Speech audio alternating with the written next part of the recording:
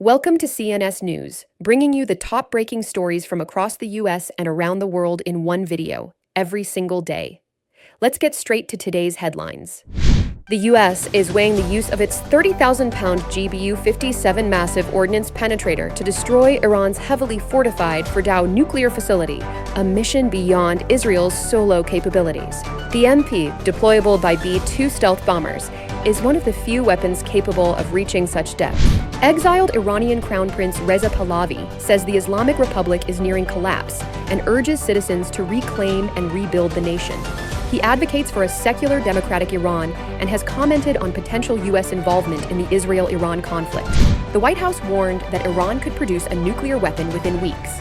Press Secretary Caroline Leavitt said, "Let's be very clear. Iran has all that it needs to achieve a nuclear weapon. All they need is a decision from the supreme leader to do that." IAEA chief says Iran has enough enriched uranium for nuclear bombs. President Trump huddles with his national security team after Iran's missile strike injured at least 20 in Israel. The White House said Trump will decide within 2 weeks on U.S. involvement, weighing diplomatic and military options, including possible airstrikes on Iran's nuclear sites. Iran-backed militia Kataib Hezbollah has warned it will target U.S. military bases across West Asia if the U.S. joins the Iran-Israel conflict. Security leader al-Askari threatened to shut the Strait of Hormuz and Bab el-Mandeb, halt Red Sea oil ports, and attack U.S. aircraft with unforeseen surprises. China and Russia have effectively abandoned Iran amid escalating Middle East tensions, offering no military support and refused to defend Iran after recent strikes. Both nations evacuated citizens from Iran and Israel, warned Washington against intervention, and called for diplomacy. Analysts attribute this shift to their own geopolitical and economic priorities. Russian President Vladimir Putin warned Thursday at the St. Petersburg Economic Forum that the escalating Israel-Iran conflict, coupled with Russia's war in Ukraine, risks sliding the world toward a third world war. He urged urgent diplomatic solutions, stating nuclear site tensions and instability require careful attention and peaceful means. European leaders backed by French President Emmanuel Macron support President Trump's push for Iran to cease all uranium enrichment.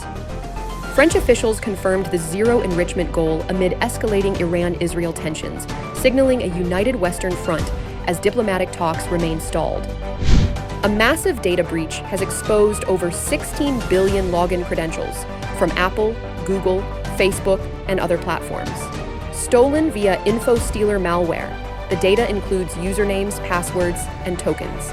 Researchers have just confirmed that it is the largest data breach ever in history. Experts urge users to change passwords, enable 2FA, and scan for malware. Hundreds of American students, including 1,500 on Birthright Israel tours, were evacuated from Israel amid Iranian missile strikes. They were transported by ship to Cyprus, expecting to fly home by planes arranged by Governor Ron DeSantis. New evidence reveals growing backlash against Trump and Stephen Miller's push for expansive i.c.e. raids. Internal GOP criticism, resistance from business groups, and declining public support have forced i.c.e. to scale back enforcement targeting farms, hotels, and restaurants. Analysts say the approach has gone too far, weakening Trump's immigration stance ahead of the 2025 elections. U.S. Appeals Court has ruled the Ninth Circuit will allow President Trump to retain control of approximately 4,000 federalized California National Guard troops and 700 Marines deployed in Los Angeles to support i.c.e. operations, reversing a lower court's order. President Donald Trump hails decision as big win, but Governor Gavin Newsom promises to pursue legal challenge. President Trump criticized Juneteenth observances on Truth Social, asserting that the U.S. has too many non-working holidays, costing billions of dollars, and claimed workers don't want them. His remarks, made without formally acknowledging the holiday, contrast sharply with his prior support for Juneteenth's federal status.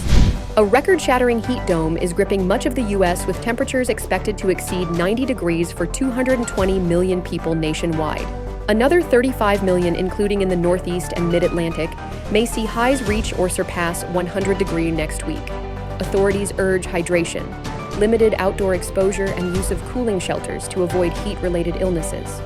In Game 6 of the NBA Finals on June 19, 2025, the Indiana Pacers defeated the Oklahoma City Thunder 108-91, forcing a decisive Game 7.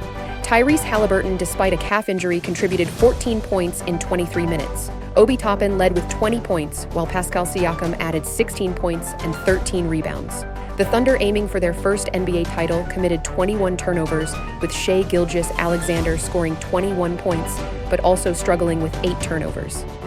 Game 7 is scheduled for Sunday in Oklahoma City, marking the first NBA Finals Game 7 since 2016. That wraps up today's top-breaking stories.